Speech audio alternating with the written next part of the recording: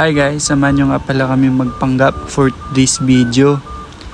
Maaga nga pala akong pinuntahan ng dalawang magkapatid at inaya nila akong mag-walking.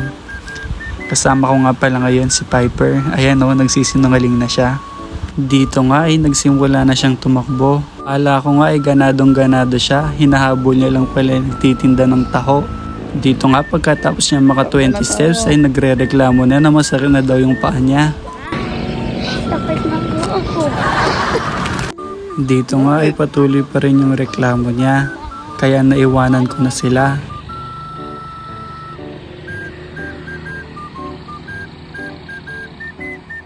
At dahil video natin to, dapat may exposure nga tayo. Pabalik na nga ako sa part na to pero hindi ko pa sila nakikita.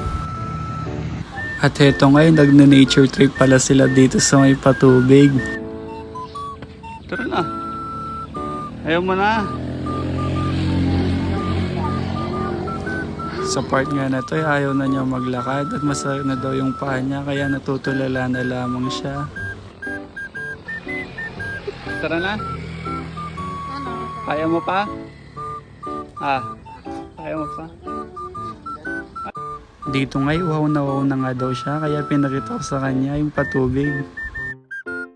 Gutom na nga daw siya kaya sabi ko aalis na kami para makakain na kami sa bahay.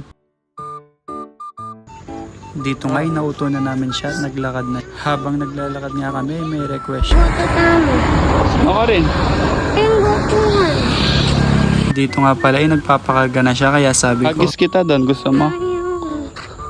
Sa part nga na to ay pinabayaan ko siya magkwento para malibang. Kumasanib sa batang ito, sasabihan na ito. Edi takay ko ang tatay ko. Akanyan ko kitang akanya. Yun lang. Bye-bye!